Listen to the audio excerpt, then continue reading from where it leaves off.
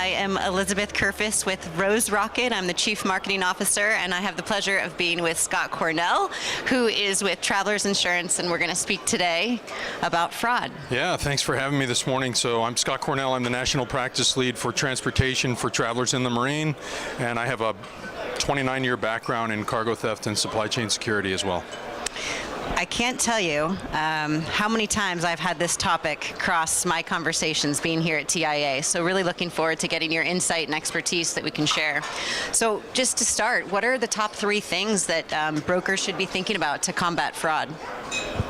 Yeah, unfortunately, it is a hot topic this year, right? And it's something that I think has jumped up and kind of surprised the industry. Cargo theft has been around for a long time. That's nothing new, but the volume of it, the level of it, and the sophistication of it is like nothing we've ever seen right now. I think the top 3 things are really closely monitoring your carrier pool and your vetting process.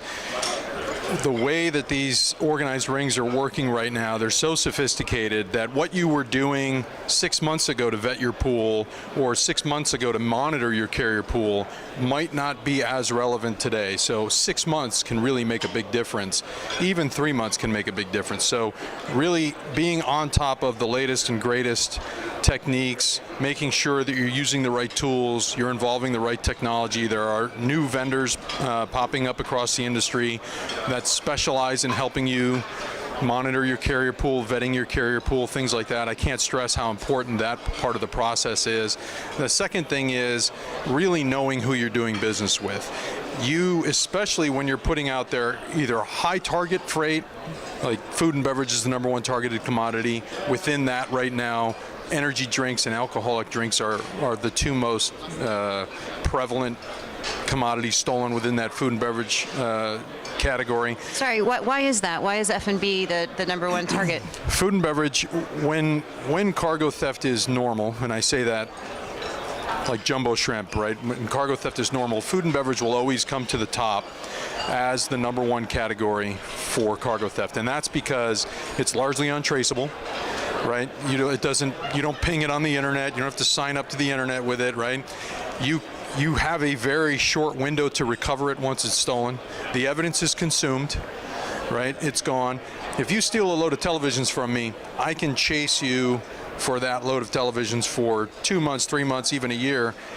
If you steal a load of frozen seafood or a load of energy drinks, it's going to be gone in a matter of weeks, right? So that's why it becomes the most popular. It's very easy to move, very easy to sell.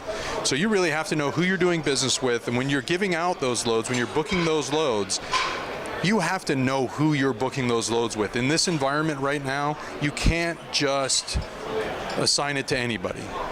Those loads that are high target, you have to be working with a carrier partner that you have a lot of familiarity with and that you do a lot of volume with. So monitoring your carrying pool, knowing who your network is, and what was the third thing? The third thing is you have to have a plan. You have to have a plan if something does go wrong. So if you have a cargo theft, you get a call at 2 o'clock in the morning, who's going to pick up the phone for you at 2 o'clock in the morning, and is that person going to know what to do and what steps to take? You have to have that plan in place before the theft happens. You can't start scrambling at 2 o'clock in the morning or, even a Sunday afternoon when when it's harder to get a hold of people. That's not the time to be scrambling and figuring out who is supposed to do what. You have to have that plan in place. Wow. There's talk of a new certification to combat fraud. Is there anything you can share with us about that? Yeah, absolutely. We're very excited about this. So I represent Travelers sitting on the TAPA executive board. TAPA is the Transported Asset Protection Association. It's a nonprofit organization that creates industry best practices and standards for supply chain security. Myself, Zach Boyer, Cornell Hildebrand, several others have been building freight broker standard security standards for the past year. We're entering the testing phase in the next couple of weeks for that. So we have several TAPA members and who are also members of the TIA who are going to be testing those standards and installing those standards, giving us feedback so we can make adjustments. So we anticipate that those standards will be released to the marketplace for TAPA members and potentially for TIA members. We're trying to work with the TIA, see if we can bring that directly to TIA members somewhere at the end of the second quarter, right around there. That's hopeful. That gives hope. Yeah, I agree. I think the standards are really well built. It takes a long time to put them together. We had really good team of people that put those together. I think those are going to be great for the industry. And then my last question is, you were mentioning it's changing so quickly, right? It's almost like, how do we catch up? How do we get ahead? Are there resources for everyone to be able to know what they have out there, to figure out a plan, to know what they can choose from, what's available? I think that right now, unfortunately, the bad guys seem to adjust very quickly. So the industry needs to do the same. And I think one of the best ways to do that is to get involved. Join organizations like the TIA. I participate in the TIA task force, fraud task force. Participate on panels like that, whether it's the TIA one, join TAPA, participate in TAPA, attend the National Cargo Theft Summits, we host with CargoNet, Travelers and CargoNet host one of the largest cargo theft summits in the industry every year, first week of October in California. You have to get involved in those things, because when you go to those things, that's when you're going to learn exactly what they're doing today as opposed to 3 months ago, and you'll be able to figure out from there how you can adjust and how you can change your internal process to combat the cargo theft.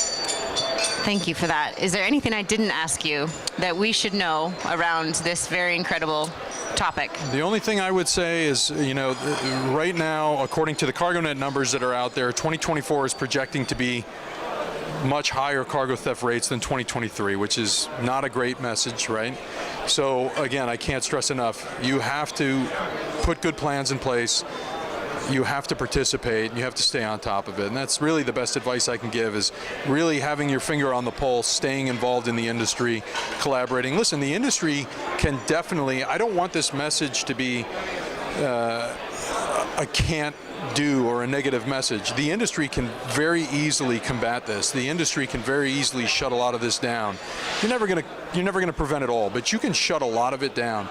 You just have to get involved and you have to participate. And if you do those things, you can stop a lot of this. Thank you so very much for your time. Yep, it was absolutely. a pleasure speaking with you this morning.